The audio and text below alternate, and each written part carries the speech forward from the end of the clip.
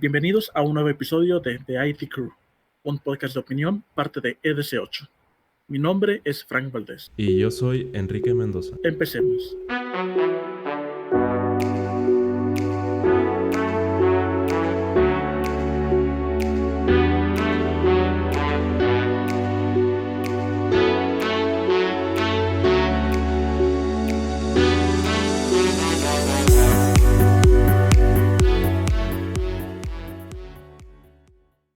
Hola y bienvenidos a otro episodio de The IT Crew. Ya saben quién soy Frank Valdés y pues aquí vengo con mi amigo de, no quiero decir toda la vida porque no es cierto, pero pues de varios años, Enrique Mendoza. Este es el primer episodio que grabamos en el año. Los episodios anteriores ya estaban pregrabados. Entonces se siente bonito volver aquí y hablar frente al micrófono. Así es, ya nos tocaba. ¿Cómo te fue en el año? Bien. ¿Qué te puedo decir que no sepas ya, no? Mis regalos navideños, mis funcos, etcétera. Y bueno, también pues continuamos trabajando desde casa. No ha cambiado mucho realmente, ¿no? La situación ha estado igual. Para los que nos escuchan en algún futuro, seguimos en COVID. Iniciamos con COVID este podcast. Bueno, empezamos cuando estaba el coronavirus, ¿no? No es que tuviéramos COVID. Ajá, o sea, cuando comenzó como el segundo mes de que comenzó. Y ya estamos al siguiente año. Ok. Pero bueno, entonces hoy Entonces, como dice el título del video, hoy hablaremos de la historia de IBM. No les puedo contar toda la historia de IBM porque esto sería un podcast demasiado largo. Aparte que si investigan un poco, se darán cuenta que la historia de IBM tiene su propio artículo de Wikipedia, que se extiende por varios scrolls ahí. Entonces, que va desde los 1880 antes de que fuera IBM hasta pues todavía la actualidad, porque IBM sigue haciendo historia. Uh-huh. Entonces, nomás acortando un poquito la historia pre-IBM, pues era una empresa de maquinaria, no solo de tabuladores, también, por ejemplo, hasta máquina para cortar queso. Entonces hacía de todo. Eso quiere decir que IBM, si tienes suerte, toda tu familia prácticamente la conoce, tú, tu padre, tu abuelo, tu bisabuelo, y con suerte tu tatarabuelo antes de que fuera IBM. Entonces, todos, desde los trabajadores de cuello blanco hasta los de cuello azul. Que de hecho IBM ya no es tan famosa como antes. No es tan famosa en el sentido de que, al menos en el sentido de computadoras, como lo era todavía cuando a mí me tocó, pero pues no significa que la gente no la conozca. Ha tocado cada una de las empresas, desde retail, banca, incluso las aerolíneas lo usan, así que créeme que cuando digo que todo el mundo lo conoce, todo el mundo lo conoce. Sí. Creo que es de esas empresas que hasta que ya te metes muy a fondo es cuando comienzan a salir ciertos nombres, ¿no? Así es. Y hablando de conocer IBM, Enrique, ¿tú qué sabes de IBM? ¿Qué sé de IBM? Pues creo que la primera computadora que tuve fue IBM, una Windows 95. Sí, lo mismo digo, también fue IBM la mía. Sí, entonces hasta se me hizo raro cuando vendió su parte de computadoras personales a Lenovo. Sí, te estás adelantando en el episodio, pero sí.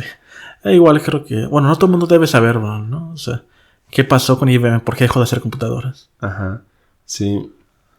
Y varias cosas, que más que también desarrollan software, han estado incursionando en la inteligencia artificial, tienen su propia nube. Hay varias personas famosas que pasaron por IBM dentro del mundo de TI. Entonces, pues, básicamente es un resumen de lo que sé. Así es. Pero bueno, veamos un poquito de lo que es el alcance de IBM. O sea, ¿qué tan grande es esta empresa? Mundialmente tiene más de 350,000 empleados. Tiene un pequeño país de empleados, de los cuales el 70% trabajan fuera de Estados Unidos. Uh-huh. Y son más grandes que Colima. Casi todo es más grande que Colima. Nuestra casa es más grande que Colima. Y bueno, el país con más trabajadores de IBM, no te debe extrañar, es la India. Por obvias razones. Sí, por obvias razones. De hecho, hay varias oficinas allá. Una de las principales con las que me tocó trabajar son las oficinas de Chennai, en la India. Uf. Entonces, está lleno de empleados. Uh-huh. Otros países donde tiene oficina, pues sabemos que es México, Chile, España, Inglaterra, países del sur de Asia, como ya dijimos, la India. Creo que Singapur también tiene. Está lleno de oficinas. Y hablando de presencia, IBM está en más de 170 países. Hay 206 países en el mundo, de los cuales solo 193 tienen derechos humanos, y en gran parte de ese IBM está presente. Bestia. O sea que es una empresa internacional, ahí la tienes. Sí. Casi puedes nombrar un país y muy seguro IBM está ahí. Sí, que creo que tiene más que la FIFA, ¿no? Sí, la FIFA no tiene tanto realmente. Ah. Sí. Pero no manches, ahí son bastantes. Sí, o sea, son bastantes. O sea, desaparecer IBM es dejar sin empleo a 350,000 personas. Sí. Ay. Manches. Que desapareciera IBM sí va a ser bastante. Sí, o sea, es un pequeño país, es una ciudad grande, no sé cómo... Bueno, tampoco una ciudad grande, ¿no? Pero Guadalajara tiene más gente, obviamente. Sí. Pero pues, tal vez como un pueblo grande. Entonces, es enorme. Sí, pero, o sea, pues, también, o sea, muchas personas que trabajan ahí son el sustento de una familia. Uh-huh. Entonces, veces... ¿cuánta gente ha sido afectada? Sí, y en la India creo que a veces una persona es el encargado de más, incluso de sus papás, ¿no? Bueno, también aquí en México. Sí. que mantiene a sus papás y a sus hijos y a su esposa. Entonces... Sí, y bueno, también antes de ver un poquito más de historia, quiero pues también mencionar los logros. IBM es la organización que ha tenido por más años más patentes en Estados Unidos. Por 27 años consecutivos fue la organización con más patentes. Son bastantes años. Sí, son bastantes. Entre los inventos que tiene IBM, y yo me sorprendí cuando los leí, se encuentra el floppy disk, ya saben, el icono de guardar, que básicamente se le conoce nada más ahora. ¿El de 8 pulgadas o el de 3/4? Es que el de 8 pulgadas, que pues ya obviamente se fue mejorando, ¿no? Para 3/4, pero pues el floppy disk.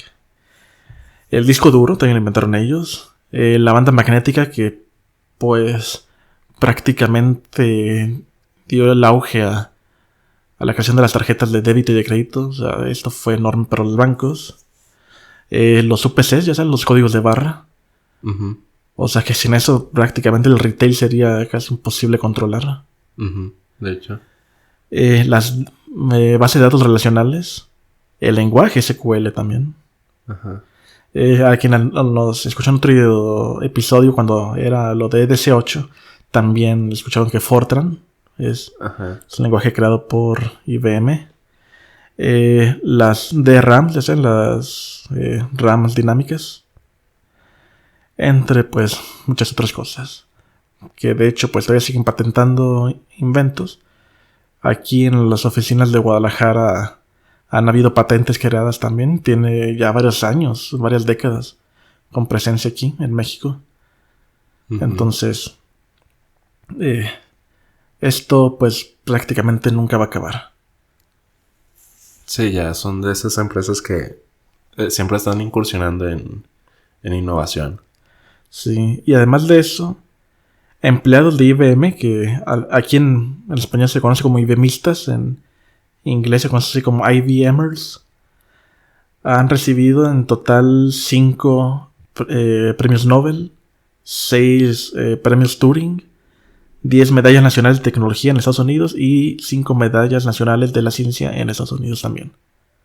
Muy bueno. Entonces sí, de ahí han sido varios inventores que pues han apoyado bastante a la humanidad con todo lo que han hecho, ¿no? Y pues de no ser por IBM, pues prácticamente ni siquiera este podcast se puede estar grabando, ¿no? Sí. O tal vez no aún, en algunos años, quién sabe. Pero bueno, un poquito resumida la historia. IBM, antes de ser IBM, se fundó en 1911 como se le llamaba CTR, Computer Tabulating Recording Company. Pero ya después que se unió Thomas Watson, Sr., obviamente, no le gustó el nombre y pues decidió cambiarlo a International Business Machines, ¿no?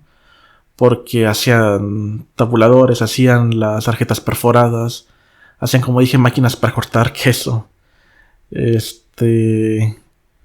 Hacía todo tipo de máquinas para todo tipo de negocios, ¿no? Entonces no es como que estuviera estaba dedicado, como dice, a máquinas empresariales, sin importar la índole de tu empresa, ¿no? Entonces ya después le cambió el nombre a IBM. Él creó también un nuevo modelo, nuevas convenciones se le puede llamar de ventas, para convencer a sus empleados de aumentar las ventas. Pero también creó un modelo de negocio que le sirvió bastante, que es un poquito como un monopolio, en el que ya más adelante, cuando empezó el software, todo eso, ¿no?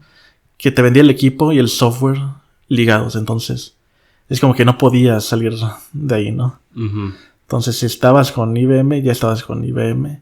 Un poquito como Microsoft también, ¿no? Yeah. Al menos con la parte empresarial. Sí, pues vale la pena a veces, o sea, estar con las mismas cosas. Por ejemplo, si tú compras una Mac y tienes un celular iPhone, pues tiene muchas cosas juntas. Igual cuando compras un Samsung, ahora estaba viendo sobre un refrigerador Samsung con monitor. y puedes pasar de lo que tú estás viendo a la pantalla del refrigerador. No sé para qué lo ocuparías, pero lo puedes hacer. Digo, se me ocurren algunas cosas, ¿no? Pero pues estaré divagando. Sí, entonces, o sea, muchas de las empresas tienden a enlazar por facilidades sus mismas tecnologías. Sí. Pero bueno, continuando un poquito. En 1937, obviamente ya siendo IBM, ayudó al gobierno de Estados Unidos con las máquinas tabuladoras para hacer el primer intento de registrar, pues en aquel momento, 26 millones de empleados, que fue lo que sirvió para iniciar la creación de la Seguridad Social, el programa de Seguridad Social de Estados Unidos. Que como saben, pues todo funciona con Seguridad Social. Si quieres un préstamo con un banco, obviamente lo de salud, todo necesita su número de seguro social. Y esto le trajo en su momento, fueron más o menos 9 millones de dólares de su momento, que equivale a 133 millones de dólares al momento de estar grabando este episodio. Bestia. Sí, o sea, es una gran cantidad. Sí, es casi, según yo, el número de seguro social es casi como la curva aquí en México, ¿no? Sí, es la identificación, básicamente. Uh-huh. Pero pues también las máquinas tabulares de IBM no han sido usadas totalmente para bien, ya que por medio de un subsidiario llamado Dehomac, IBM le vendía máquinas tabuladoras al Tercer Reich, a Hitler, las cuales se utilizaron para mantener registros y traquear a judíos y a otros grupos de riesgo. ¿No más? No más, ¿no? Que pues obviamente eran otros tiempos. Ahorita muy difícilmente, no imposible, pero muy difícilmente una empresa va a arriesgarse así, ¿no? Oh, sí, pero pues, o sea, si lo ves en retrospectiva es como darle Twitter a Donald Trump. Sí. Y más con lo que pasó hace unas semanas. Así es. En 1952, Thomas Watson Sr. deja la compañía para dejar que su hijo Thomas Watson Jr. se vuelva el presidente de IBM. Que no sé si sepas, si conoces, bueno, seguramente la conoces, pero sí debes de saber que La inteligencia artificial Watson, la cual ganó el Jeopardy hace unos años, recibe su nombre obviamente por Thomas Watson, ¿no? Pues sí. Como Turing por Alan Turing. Exacto. Aunque, pues, ya sabes, un poquito distinto, ¿no? Obviamente aquí es una empresa y pues pueden hacer lo que quieran. Pero supongo que fue simplemente un honor, no fue como que alguien se lo... No es como que los obligaron, ¿no? Fue como que... Sí, fue por gusto. Sí, por ahí debe tener un nombre y lo dijeron, oye, pues si le llamamos Watson, pues. Sí, que de hecho hay hasta cursos y todo eso de Watson. Sí. De hecho es enorme la plataforma, ¿no? Bueno. Ofreció también su primer computadora con programas, que era basada en la IBM 701 en el año de 1952. Esto era una calculadora llamada la Automatic Sequence Control Calculator. Que pues sí, básicamente una computadora como... No más que todavía no estaba muy bien definido todo esto, ¿no? Pues era poco después de la Segunda Guerra Mundial. Y pues usaba para todos los que llamamos historia de informática. Los vacuum tubes, ¿cómo se llaman? Esos tubos. ¿Los tubos? ¿Cuáles? Los tubos. Bulbos. Los bulbos. Ah, sí. Que pues me impresiona que todavía se sigan utilizando, pero aunque para sonido principalmente. Sí. Pero es increíble, o sea, esa tecnología, cómo funcionaba. Sí. Y pues en 1956, en la IBM 305, fue cuando introdujo el disco duro. Sí, que eso me recuerda al hackeo que tuvieron. Sí. Haz de cuenta de que la razón por la cual las empresas destruyen los discos duros es porque IBM los tiraba a la basura y gente llegaba, los agarraba y les sacaba la información. Sí. Desde entonces las empresas destruyen los discos duros. Sí, no sé por qué no se les ocurría antes, ¿no? Pero... Sí, es como una cinta magnética. Y en ese mismo año, 1956, justamente hace rato que mencionaste incursión en inteligencia artificial, un empleado de IBM, Arthur L. Seymour,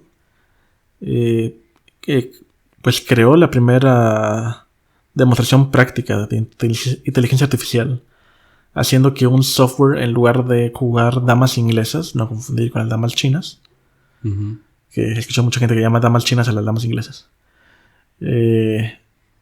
hizo un software, como decía, que en lugar de jugar, aprendía a jugar. Muy diferente. Sí, muy diferente.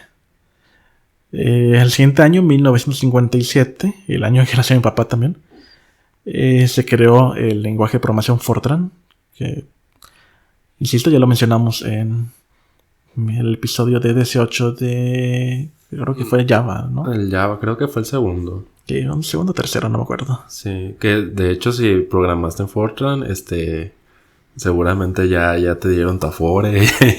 ya estás asegurado. O sea, si naciste cuando nació Fortran, o sea, porque si aprendiste Fortran, posiblemente ya estás muerto. Sí. Y también en el 61 desarrolló un software llamado Sabre para American Airlines. Entonces, como digo, ha estado en todas partes. En la banca, en retail, en aerolíneas, seguridad. Sí, para los que dicen que el que mucho abarca poco aprieta. Sí es. Y no solo ha estado en estos negocios, también en el 63 trabajó mano a mano con la NASA para hacer tracking de los vuelos orbitales del Mercury. Y pues no fue la única vez en que se trabajó junto con la NASA. Trabajó en las misiones del 65, del 66. Y también, no solo en esas, pero pues cabe recalcar que trabajó en las misiones lunares del 69. Sí, que era la carrera que tenían... Contra Rusia. China, Rusia y... Realmente era Estados Unidos y la Unión Soviética. Ni siquiera Rusia, la Unión Soviética. Era la Unión Soviética, ¿no? En esa... Sí, entonces pues también gracias a IBM y pues obviamente el trabajo de los científicos y astronautas que trabajaron junto con ellos, es que el hombre llegó a la luna. Sí, está bien raro porque fuera de la Tierra la electricidad no funciona igual. No. Entonces es bastante ciencia la que se necesita. Sí, entonces es como de que, ay, pues nomás subes un celular y ya puedes tomar fotos allá, ¿no? No funciona igual. No. En el 64, o sea, todo el siguiente año de haber empezado a trabajar con la NASA, anunció los mainframes IBM 360. Uh-huh. También que han sido de gran importancia para la humanidad. Y pues sí me tocó gente que ha trabajado con las 360. Recuérdame qué es la 360. Es uno de los mainframes de los primeros. Y pues este fue de IBM. Ok. Entonces también está el IBM 370 y otros, ¿no? Pero pues básicamente gracias al 360 y el 370 fue que IBM logró capturar el mercado de los mainframes. Uh-huh. ¿El mainframe es? Bueno, oye, de hecho, acuérdate que nos están escuchando y puede haber gente que... Bueno, creo que tuvimos un episodio ya, ¿no? Pero donde se mencionó. Pero podemos ver a los mainframes como las supercomputadoras de antes, o sea, equipos gigantes. Y de hecho todavía se utilizan, ¿no? O sea, estaría mintiendo si dijera que se utilizaban. Uh-huh. Que hacen operaciones bastante rápidas, pero también bastante simples. Usualmente se trabajan con lenguajes de bajo nivel, tales como pues el lenguaje ensamblador. Ajá. COBOL. Ajá, COBOL, que pues está basado en. Uh-huh. Y otros, ¿no? Pero ¿en qué se utilizan? Principalmente en la banca. Todavía se utiliza bastante. Sí. Entonces, si trabajas para un banco, ten por seguro que por ahí hay un mainframe. No necesariamente en tu banco, pero pues sí en algún lugar del país. Y que hay gente todavía programando para eso. Sí. Y como hay tan poquitos... Sí, como hay tan poquitos, ganan muy bien. Pero de hecho, aprovechando, voy a hacer un pequeño anuncio. IBM ofrece cursos de COBOL. Porque pues están buscando gente que esté... Bueno, que sepa esta tecnología. Y pues no solo por ellos, sino que se necesita. Los clientes lo exigen, ¿no? Ajá, sí. Pero pues, o sea, tienes que entender que si quieres aprender COBOL, se te va a caer el cabello. Vas a envejecer 20 años de una. Sí, pero es que sí es bastante importante que todavía haya desarrolladores COBOL. Sí, COBOL es un lenguaje muy viejo, entonces... Sí, no, y es que puedes decir, ¿y por qué no lo actualizan tal vez con Java? Es que pues todavía no se puede. Es que es muy difícil actualizarlo. Ajá, sí. Es muy difícil. Entonces, hasta que no se tenga ni siquiera un 100%, un 120% seguro de que lo que se está haciendo puede sustituir un mainframe, pues no se va a hacer, porque imagínate que por un pequeño error falla el mainframe de un banco. Sí, no.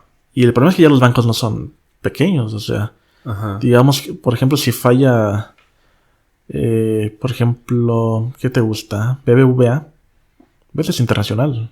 Sí. Sí, yo por ejemplo, al menos 2 veces al día hago transacciones bancarias. Y eso es lo de menos. Imagínate, o sea, cada persona que exista, al menos aquí en Guadalajara, sí, en Jalisco, que son más de 3 millones de personas. Imagínate, son 6 millones de movimientos en un día. Que al año. Sí. Entonces, créanme, no. Esto no se va a ir pronto. Así posiblemente otros 50 años más pueda aguantar. Espero que aguante más que el metro de la Ciudad de México. Ok. Para los que nos escuchan después, el metro de Ciudad de México falló por una falta de mantenimiento. Hubo un incendio, las líneas 1 a la 6 se vieron afectadas. Al momento de grabar este episodio se anunció que la 1 a la 3 van a estar activas hasta dentro de 5 meses. Y de las 4 a las 6 están funcionando, pero de una manera un poco más manual. Así que al final esto implica que la gente va a buscar otros medios de transporte, más contaminación, más movimiento. Entonces, lo importante es darle mantenimiento a las cosas. Sí. Y bueno, continuando con la historia, porque todavía nos queda bastante y aún así la estoy resumiendo. En el 69, Estados Unidos acusa, o sea, no demanda, acusa a IBM de violar las reglas de monopolio por lo que ya les mencionaba, de que te vendían la computadora y el software y no podías separarte de ellos. Por lo cual IBM decidió, pues, digamos que separarlos. Ya no obligarte a tener que comprar el software si tienes una máquina de IBM. Lo cual abrió bastante el mercado de las computadoras. Entonces, gracias a esta acusación es que también el mercado de computadoras pudo hacer el boom que tiene ahorita, ¿no? Así es. Pero curiosamente, en 1982, el Departamento de Justicia de los Estados Unidos retiró cualquier acusación de monopolio. De este monopolio de IBM. Sí, que de hecho muchas empresas han pasado por ahí, los millennials y los centennials. Han pensado que no, que Facebook pasaba a lo de monopolio y quién sabe qué. Pero muchas empresas han pasado por ahí. Ha estado Steve Jobs antes. Microsoft. Bill Gates, IBM, AT&T también estuvo. Sí, porque tenía muchas empresas, pero... Y las separó. Telmex. La separó AT&T y las volvieron a comprar. Esa es historia para otro capítulo. Sí. Bueno, ese mismo año otro trabajador de IBM, Forrest Perry, inventa la banda magnética para las tarjetas, con lo cual se abrió todo para la creación de tarjetas de débito, de crédito, licencias para conducir, licencias para el transporte público de aquel momento y muchos otros tipos de identificaciones. Hasta que llegó el RFID para llevarse este mercado, ¿no? Ya prácticamente todas las tarjetas tienen chips. Sí. Pero pues ¿cuánto tiempo no tomó para cambiar de las bandas magnéticas a chips? Sí, y lo bueno es que hay alternativas. Sí, hay alternativas. Pero pues es increíble todo lo que... todo lo que se logró gracias a ese pequeño invento.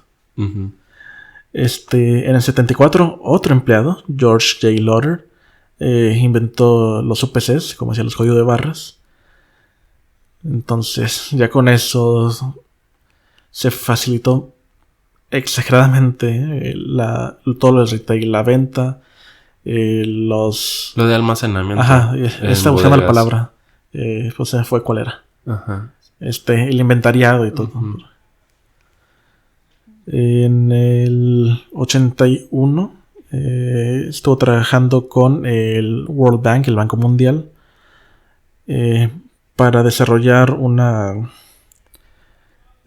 tecnología para hacer intercambios de dinero. Pero pues ya sería o sea, no de un cliente a otro así nada más, ¿no? Sino de un negocio. Transacciones más grandes, ¿no? La IBM PC, que originalmente se iba a llamar la IBM 5150, que bueno, que no se llamó así. Se introdujo en 1981 también y se convirtió en un estándar para las computadoras. Luego, en el 91, IBM separó su manufactura de impresoras y creó un nuevo negocio llamado Lexmark. No me suena. Sí.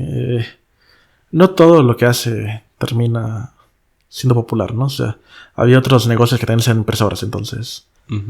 Que pues las principales, HP, Brother y Epson. Sí. Compren Brother, es mejor. Brother.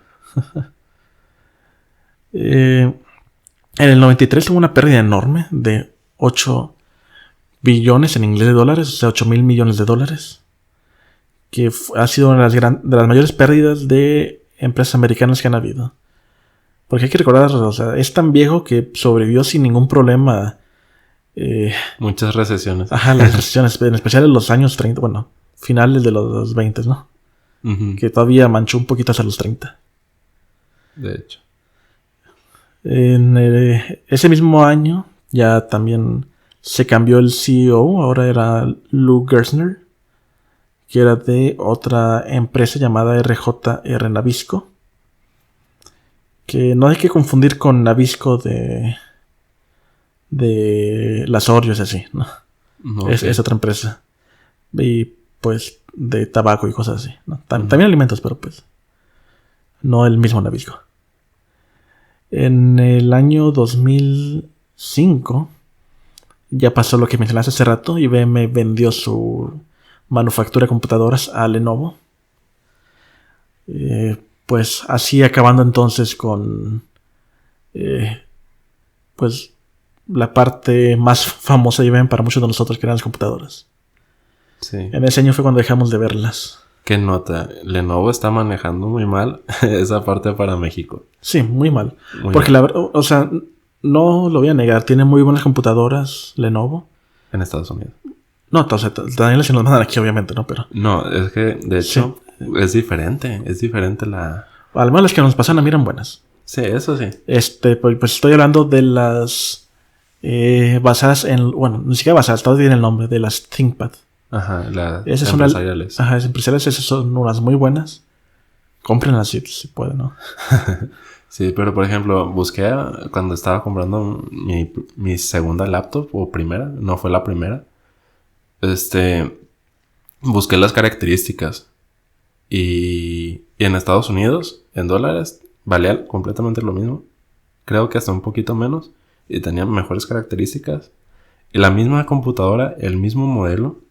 Aquí en México te quitaban la mitad de la RAM. Te cambiaban el procesador por uno peor. Sí, pero o sea, México es de parte. O sea, siempre que buscas el modelo de tu computadora te das cuenta de que eso es específicamente para México. Ajá. Casi, Sí. de lo que busques, HP, Lenovo, Acer, lo que sea, Asus. El modelo que tú tienes, que ves en la calcomanía, es prácticamente exclusiva para México o Latinoamérica. Sí, fíjate, con Asus es diferente. Asus sí me ha tocado que el mismo modelo. Entonces has tenido suerte. Sí, es todo un caso ahí dentro del mundo del PC Gamer, pero... Ajá. Pero si la compras así en cualquier negocio, es como que el 99% seguro que tu computadora es un modelo exclusivo para México y Latinoamérica. Sí, bastante triste. Sí. En 2011, IBM desarrolla el programa Watson, que fue y ganó el programa de Jeopardy. Que sí ubicas el programa de Jeopardy. No. Este juego en el que... O sea, juego para gente inteligente.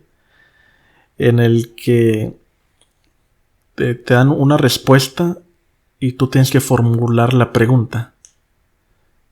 Ok. Entonces, por ejemplo, en el caso de Watson, digamos, sería algo como software que ganó por primera vez Jeopardy. Y tu respuesta tiene que ser en forma de pregunta, o sea, ¿qué es Watson? Ok. Entonces, así es como se juega. Que, pues, tristemente, su host acaba de fallecer hace poquito. De hecho, fue muy triste la, digamos, despedida que le hicieron, porque, pues, él era la imagen de Jeopardy, ¿no? Entonces, pero bueno, continuando. En 2014, IBM le vendió la división de los servidores x86 a Lenovo también. Entonces, no solo tenía las computadoras, también ya tenía los servidores x86. Que, por cierto, dato curioso, para los que no saben, aquí en Guadalajara hay manufactura de piezas para mainframes. Bastante útil. Sí, bastante útil. Entonces aquí está un poquito de manufactura y storage, obviamente, ¿no? Y también, dato curioso para los que no saben, porque pues no saben mucho de IBM y menos del lado de negocio, pues tiene bastantes divisiones. Ya vimos dos de ellas, la manufactura de computadoras y la división de los x86. Pero también para desarrolladores hay varias divisiones. Las tres principales son GBS, GTS y CIO, de las cuales GBS y CIO están en Guadalajara. También tienen otras para otro tipo de gente, como las creo que era CFO de finanzas, los contadores y todo eso, ¿no? Pero bueno, para programadores los principales GBS, GTS, que sería Global Business Services y Global Technology Services. GBS un poquito más dirigido a clientes como no sé qué, no voy a decir nombres porque no sé cuál es de mi contrato que puedo decir. Pero pues clientes con clientes. Capacidad económica de solventar. Sí, o sea, bancos, Ajá. negocios de comida, o algún cliente que les pueda llegar, ¿no? Franquicias como McDonald's y de ese Ajá, estilo, ¿no? sí. Yo no he trabajado ahí, así que no puedo. No sé si le atino o no. Y pues yo no te he dicho ninguno, así que todo está bien. Y Exactamente. GTS es un poquito más del lado de la tecnología, ¿no? Ajá. ¿Más de innovación o...? Sí. Es que ambos son innovación, ¿no? Porque una es innovación en el software y otra innovación En el business. Ajá. Que al mismo tiempo es software, ¿no? Pero pues también hardware en otras partes de tecnología. GBS también maneja mucho lo de los ETLs para clientes, data centers y así, ¿no? Uh-huh. Entonces, tiene bastante. Y bueno, ese mismo año, 2014, IBM empezó a anunciar varios, ¿cómo se llaman en español? Los partnerships, cooperaciones, ¿cómo se llaman? Asociaciones, no sé, Uh-huh.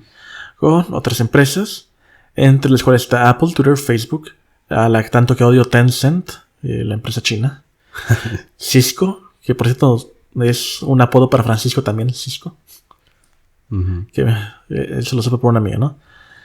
Under Armour, Microsoft, VMware, tiendas como Macy's y, muy curiosamente, Sesame Workshop, que es la compañía padre de Sesame Street, o sea, Plaza Sésamo. Ok.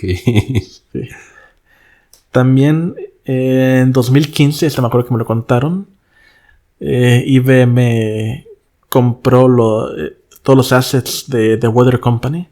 Cuando buscas en internet el clima, viene de The Weather Company, o sea, viene de IBM ya. Ok. Aunque viene como weather.com, ¿no? La página. Pero pues, ya saben quién la tiene. Y también en 2016 compró ya la parte también digital de Weather Company. En 2018 es cuando se junta con Red Hat también. No sé si ya lo sabías. Sí, creo que ya no vamos a tener un... No, créeme que IBM hace bastante para el software libre. Sí, ya no vamos a tener un sponsor de IBM. Por lo que dije de Red Hat la sí. otra vez. De hecho, me sorprende de todo lo que apoya IBM al open source. Sí. Incluso pues hay por ahí algunos cursos que nos dan no cursos de tecnología, sino cursos, ya sabes, de que te da una empresa. Uh-huh. Entre las cuales pues nos recalca todo lo que apoya al open source. Uh-huh. Y que puede ser posible hagas algo tú también por ellos. Sí, pues es que al final pues el open source es para apoyar a una comunidad, ¿no? Porque, o sea, muchos años estuvo el software dividido. Uh-huh. Y solo hizo más lento el progreso. Eso sí, bastante. Y pues por último, para terminar, porque ya estamos hablando de 2020 y pues hasta ahorita no ha pasado nada en IBM, decidió que iba a separar GTS en dos.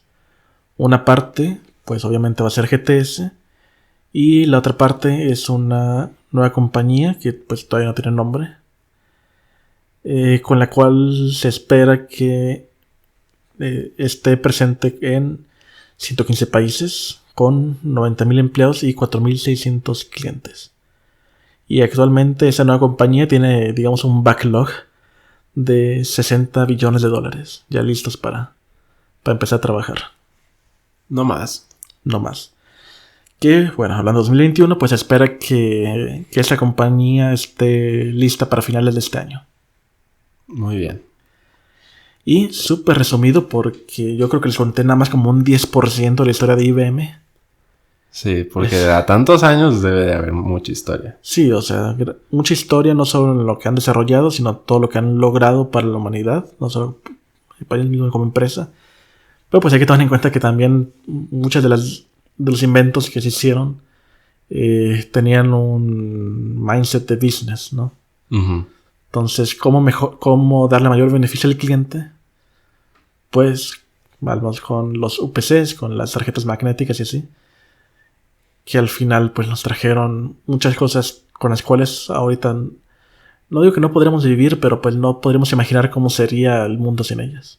Sí, de hecho, pasó por 2 épocas importantes del mundo. Bueno, Bueno, por varias, ¿no? por varias, pero, o sea, las que ahorita una vez fue la Segunda Guerra Mundial, que fue cuando se inventó el internet, cuando sucedieron todos esos avances tecnológicos.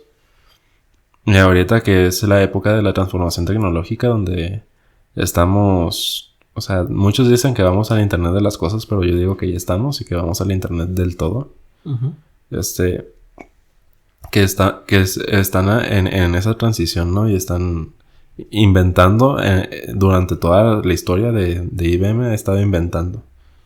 Sí, está inventando y sigue inventando. Sí, entonces pues con esto acabamos. Bueno, no puedo decir que acabamos porque, como digo, esta es una muy pequeña parte. Los invito a que lean un poquito más de IBM. Como me decía hace rato, todo lo que hice y tú renunciaste. No renuncié a IBM, renuncié a IBM Servicios Profesionales, que es distinto.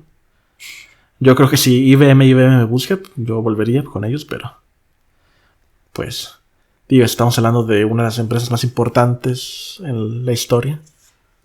Que me busque ya es distinto a que una división específicamente de servicios para ciertos clientes me quiera volver a buscar. Sí, es un poco diferente, pero... Ajá. Bueno, si alguien de IBM nos escucha, olviden lo que dije de Red Hat. Lamento decirte que sí hay gente de IBM escuchando esto. Sí, o sea, no era con mala intención. Bueno, hay cosas con las que no estoy de acuerdo, pero al final todos son negocios. Nunca puedes estar totalmente de acuerdo con algo. Uh-huh. Ni siquiera con tu propia religión, es imposible. Sí, o con el mismo pensamiento que tú tienes, porque hay veces que no aplica. Ajá.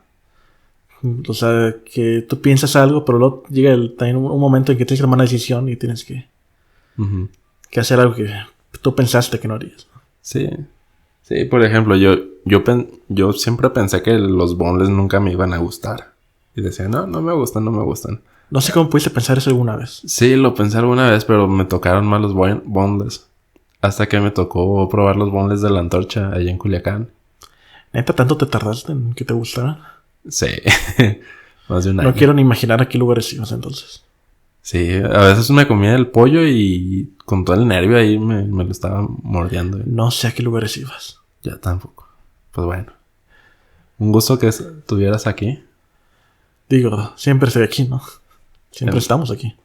Sí. Terminando ese episodio nos vamos a ver. Posiblemente vamos a bajar a la sala y mañana se va a repetir esto. Entonces... Y comer una pizza. No, gracias. Muy bien. Entonces, creo que con esto podemos cerrar el episodio de hoy. Muchas gracias por escucharnos. Tengo tanto tiempo sin decirlo que ya olvidé la despedida con la que termino, pero pues ya saben, nos pueden encontrar en Patreon como EDC8. Si están en YouTube, síganos en Spotify como EDC8 Podcast. Si están en Spotify, síganos en YouTube como EDC8. Entonces... Un gusto que estén aquí otra vez. Bueno. Espero que se hayan ido con más conocimiento con el que llegaron. Como dije en un principio, yo soy Fran Valdés, acompañado por mi amigo Enrique Mendoza. Muchas gracias. Gracias.